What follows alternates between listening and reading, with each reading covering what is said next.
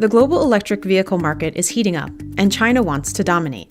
Increasingly, more and more analysts expect China to be a leader in EV production, partly because it has the largest automobile market in the world, and then it has all these government policies to support consumers to buy EVs. The Chinese government has invested at least $60 billion to support the EV industry, and it's pushing an ambitious plan to transition to all-electric or hybrid cars by 2035. In 2020, EV sales in the US were far below Europe and China.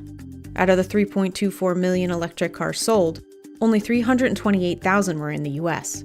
1.33 million were sold in China, and 1.39 million were sold in Europe. And as we go to 2025, China will pull away from everyone else, accounting for at least half of total global vehicle sales. Despite the pandemic, deliveries of EVs grew year over year in 2020 by 43% globally. The US only saw a 4% increase. Let's take a look at how China came to control the market. The country decided over a decade ago that it wanted to be the world leader in electric cars. China is the world's biggest emitter of greenhouse gases and has pledged to be carbon neutral by 2060. In an effort to support the adoption of EVs, the Chinese government has played a massive role. It has spent tens of billions of dollars to support the sales of electric vehicles. China has subsidies and incentives that benefit automakers, suppliers, and consumers. China also has a quota system for manufacturers. They must produce a certain percentage of electric vehicles every year, or they are fined. But some question if this is sustainable.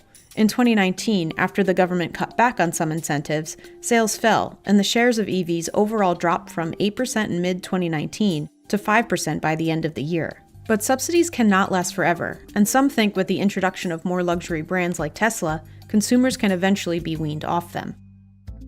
I think the perception is that China is winning the electric vehicle race because there's so many subsidies in place. But if we look closer, something happened in 2020 that shifted the picture. When Tesla arrived in the market and other EV startups like NIO and XPeng began to deliver highly desirable, good-looking, reliable, long-range vehicles, Chinese customers, for the first time, said, "We don't need subsidies to make the decision to buy this electric car." In the US, there is a $7,500 tax credit available, but not all cars are eligible, and the incentive goes away if the automaker sells more than 200,000 cars. Tesla hit that threshold in 2018. Democrats have introduced a new bill to expand the credit for automakers who have hit the threshold and have extended the limit to 400,000 cars for a $7,000 tax credit. For example, Tesla doesn't break out deliveries by region, but it delivered almost 500,000 cars last year during the pandemic. The Biden administration here in the US seems much more open to expanding, if not providing additional incentives for the EV market, as well as the infrastructure build-out, which is one of the major concerns. China has been very supportive of the EV infrastructure and EV companies for years. Besides subsidies, China's government also provides support in battery manufacturing and the supply chain. It's the leading producer of electric batteries and motors. Battery production around the world is concentrated in Northeast Asia. It's Japan, Korea, and China. Together, they account for about 95% of total battery production for vehicles. Now, within that 95%, China has more than 60% at this point. So it's clearly the leader in terms of battery production capability. Other than Tesla, battery manufacturing in the US is almost non-existent. General Motors and others have announced plans or initiatives to kind of enter the market.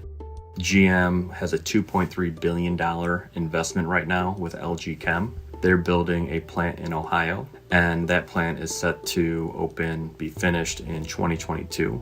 China also made charging a national priority and has been installing an extensive network throughout the country. It has over 500,000 charging points, compared to the US that has roughly 100,000. Even Tesla has a massive network in China with thousands of points. And China has already unified their charging infrastructure. So whatever car you're buying, you know that you could go to a station and get charged up. So America, first step, should try to work toward a unified standard for charging so that no matter what electric vehicle you're buying, you'll have peace of mind knowing, oh, I can get it charged there, no problem. China sold roughly 1 million more EVs in 2020 than the US. With less aggressive subsidies and lack of battery manufacturing, the United States has its work cut out for it if it wants to catch up.